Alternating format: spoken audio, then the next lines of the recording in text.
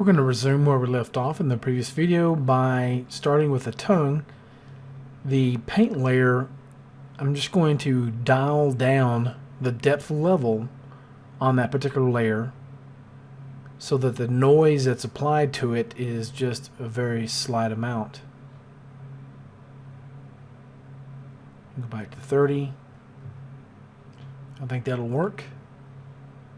So let's now move on to the texturing inside the mouth by going to the 2D texture editor, and in the upper right hand corner we'll switch to our head UV map. I'll right click and increase my brush size, and I'll choose a light pinkish color for inside the mouth. I need to create a new layer for this, so I'll click the new layer icon at the bottom of the panel and rename it.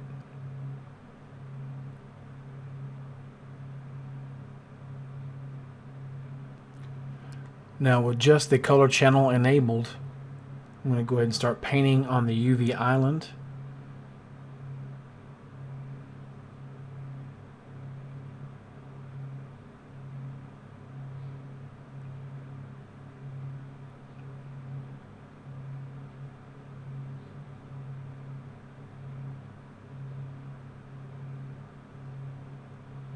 Go to the fill bucket tool and I can just click on it to quickly fill those in with a solid color.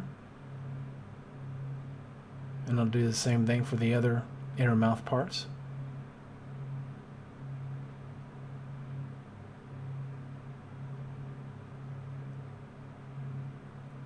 So let's go to the image picker.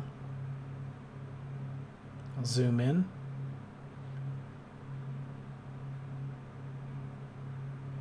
Just want to use that for image reference for right now. We'll go to a brighter color.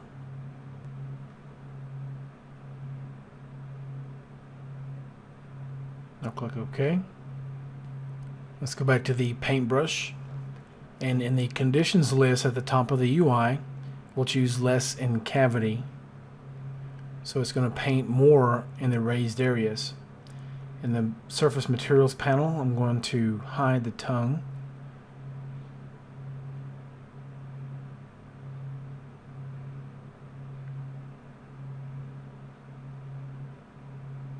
And I'll adjust the cavity scale.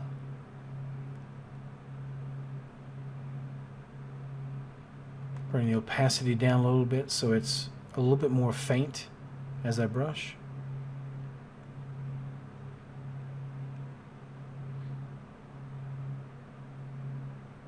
Let's go to the view menu and choose flat shade.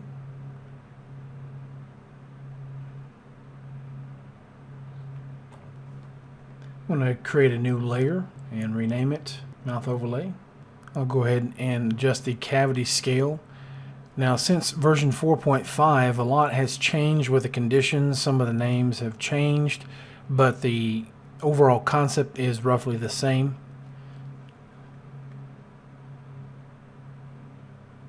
I think you have a degree amount, and then you also have a contrast amount as of version 4.5. So this was recorded in a older version, version 4.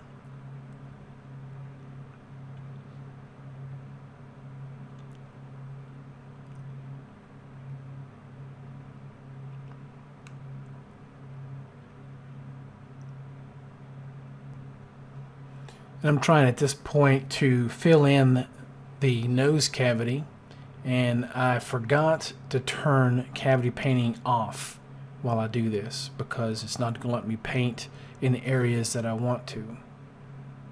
Skipping forward just a little bit, I have this one problem area here inside the mouth, a little black spot, and I can usually tell that that is oftentimes an error when you are baking your model from the retopo room and you enable ambient occlusion.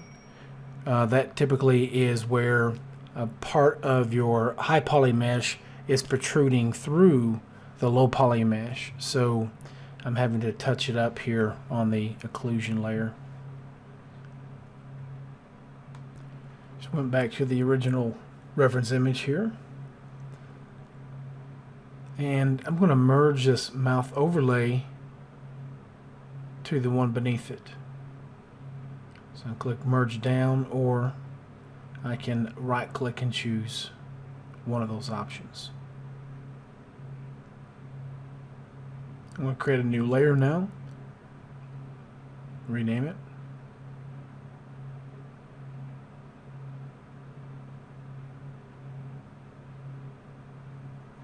Mouth mask.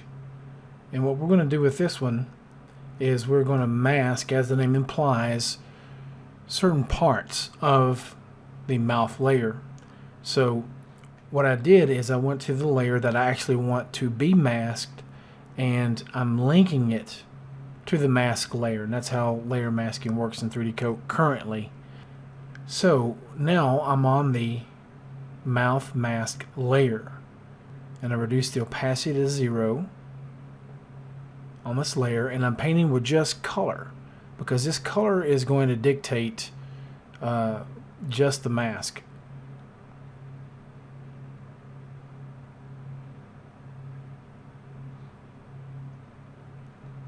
Skipping forward just a little bit, we've moved on from working with a mask to tweaking or finishing the texture here in the mouth region.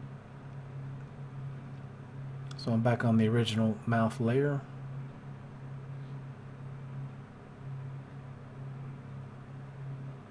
Again, I'm painting less in cavity, or basically more in convex.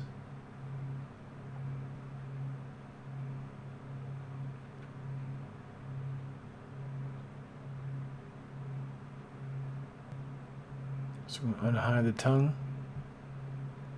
I'll go to the tongue layer.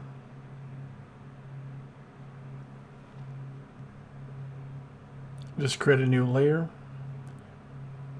and rename it tongue overlay once more. And I'll unhide everything else except for just the tongue.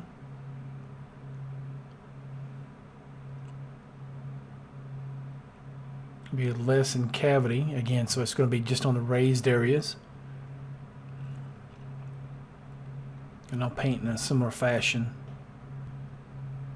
And I want the color to be similar but not identical, obviously.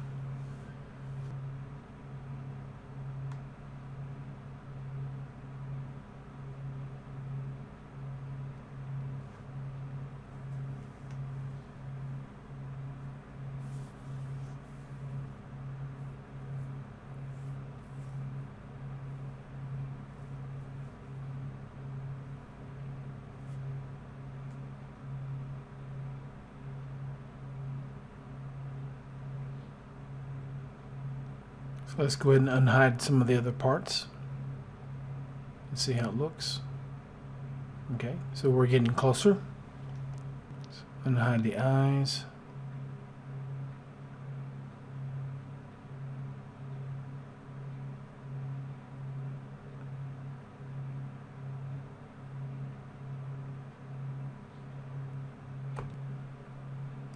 So I want to go to the mouth mask and create a new layer above that, a head overlay.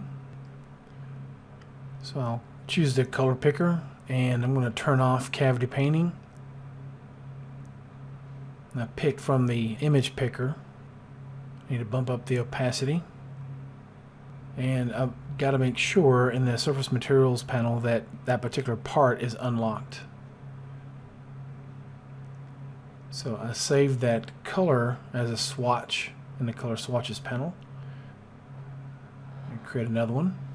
And whatever your foreground color is, you click on the little green sphere in the swatches palette, and it will store the current foreground color as a new swatch.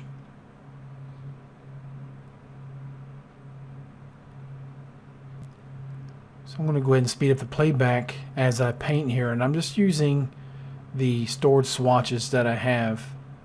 You can pick at any point in time other colors if you like on the fly, but I'm just going to use these few here. And from time to time I'll switch up from using a brush to maybe using a freeform lasso. You could use a closed spline, you could use spline stroke draw mode, whichever you like.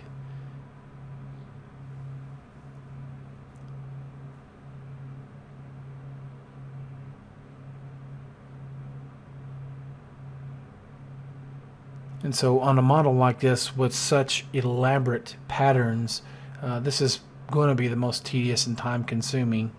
But that's why I chose to use a camouflage pattern to kind of get me a little bit further ahead in the process.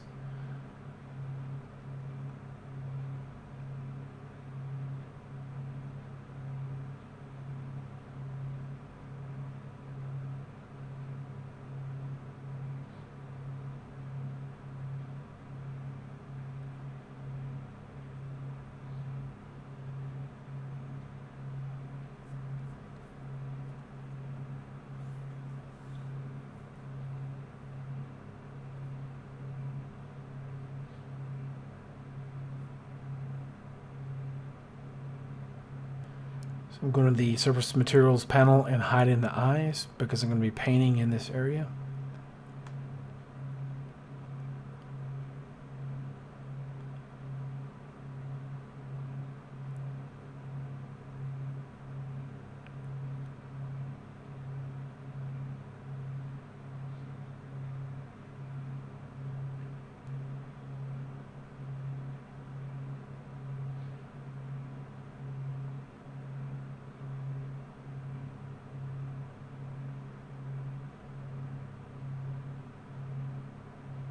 Now would be a good time to go ahead and start using the freeform lasso by going to the E panel.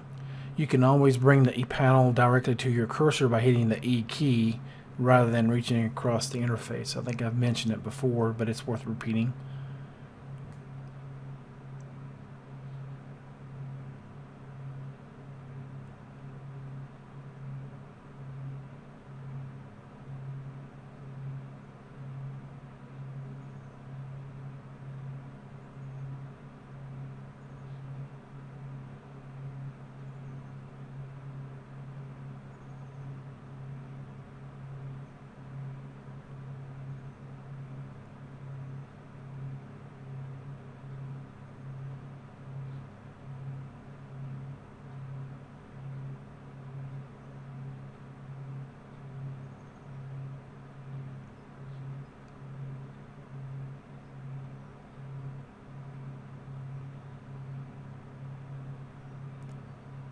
Alright, so I think this would be a good point in the video to stop, and we will pick up in the next one right where we left off. Thank you for watching. We'll see you then.